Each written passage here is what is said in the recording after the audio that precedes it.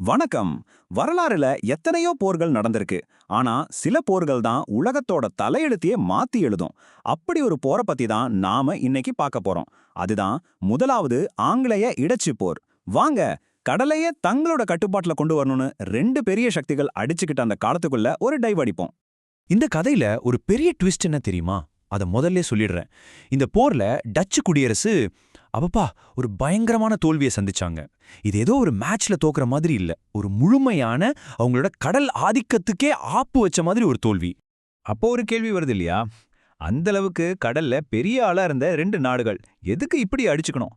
கடல் கட்டுப்பாட்டைய தலைகீழா மாத்தின இந்த சண்டைக்கு பின்னாடி உண்மையில என்னதான் நடந்துச்சு? வாங்க, அந்த காரணங்களை நோண்டி பார்க்கலாம்.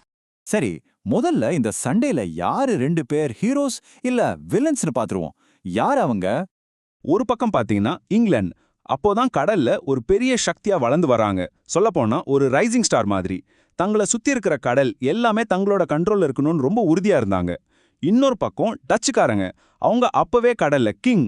உலகத்துல பல இடங்கள்ல வர்த்தகம் செஞ்சு ஒரு பெரிய கடல் சாம்ராஜ்யத்தையே வச்சிருந்தாங்க. இப்ப யோசிச்சு பாருங்க, ஒரு பழைய ராஜாவும் ஒரு புதுசா வர்ற ராஜாவும் ஒரே இடத்துல இருந்தா என்ன ஆகும்? சண்டை வராம இருக்குமா? அப்போ இந்த பஞ்சாயத்து எங்கேருந்து ஆரம்பிச்சது? எப்படி இந்த சின்ன பொறி ஒரு பெரிய தீயா மாறுச்சு? அத பார்க்கலாம் வாங்க. பொதுவா போர்னா எதுக்கு வரும்?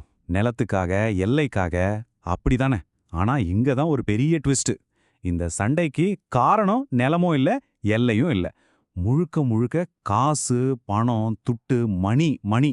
ஆமாங்க, வியாபாரம் தான். இந்த பொருளாதார போட்டி தான் எல்லாத்துக்கும் மூல காரணம். சரி, இது எப்படி ஒரு பெரிய போரா மாறுச்சுன்னு பாருங்க. முதல்ல வியாபாரத்துல சின்ன சின்ன உரசல்கள் வந்துச்சு. நீங்க ஏன் எங்க இடத்துல வியாபாரம் பண்றீங்கன்ற மாதிரி. அப்புறம் என்னாச்சு? இங்கிலாந்து அடுத்த லெவலுக்கு போயிட்டாங்க. நேரா டச்சோட வியாபார கப்பல்களையே தாக்க ஆரம்பிச்சாங்க. அவ்வளோதான். அதுக்கு மேல பொறுக்க முடியாம ரெண்டு பேரும் தங்களோட மொத்த கடற்படையும் இறக்கி ஒரு பயங்கரமான கடல் போர் ஆரம்பிச்சிட்டாங்க. சரி, போர் ஆரம்பிச்சிருச்சு. ஆனா இது ஏதோ சாதாரண போர்னு நினைச்சிடாதீங்க. இதுல ஒரு ஸ்பெஷாலிட்டியே இருக்கு. ஆச்சரியமா இருக்குல்ல? இந்த போர்ல ஒரு துளி நிலத்துல கூட சண்டை நடக்கல. மொத்த போருமே கடல்ல தான். தரையில ஆர்மியை இறக்குறது, கோட்டைய பிடிக்கிறது அந்த மாதிரி எதுவுமே கிடையாது.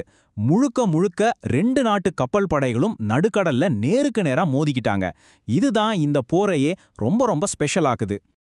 ஓகே, இப்ப மறுபடியும் கிளைமாக்ஸுக்கு வருவோம். போர் முடிஞ்சது. இதனால என்னென்ன மாற்றங்கள்லாம் வந்துச்சு? இதோட விளைவுகள் என்ன? முக்கியமா 4 விஷயம் நடந்துச்சு. 1, டச்சுக்காரங்க படுதோல்வி அடைஞ்சாங்க. 2, இங்கிலாண்டை சுத்தி இருக்கிற கடல்கள் இனிமே இங்கிலாந்து கண்ட்ரோல்ல தான் அவங்க நிரூபிச்சாங்க. 3, டச்சுக்காரங்க இனிமே இங்கிலாந்து சொல்ற மாதிரி தான் அவங்க கூட வியாபாரம் பண்ணணும்னு ஒரு ஒப்பந்தத்தை ஏத்துக்க வேண்டியதா போச்சு.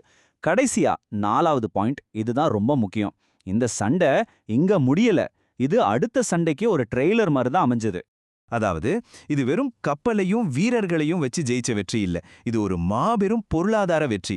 சிம்பிளா சொன்னோம்னா, இனிமே இந்த ஏரியால நாங்க தான் பாஸ். எங்க கூடயும் எங்க காலனிகள் கூடயும் வியாபாரம் பண்ணணும்னா நாங்க சொல்றத நீங்க கேட்கணும்னு இங்கிலாந்து டச்சுக்காரங்களை கட்டாயப்படுத்தினாங்க.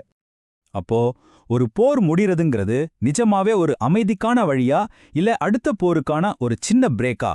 யோசிச்சு பாருங்க. வரலாறு இதுக்கு என்ன பதில் சொல்லுது? இந்த கேள்விக்கு உங்க மனசுல என்ன தோணுது?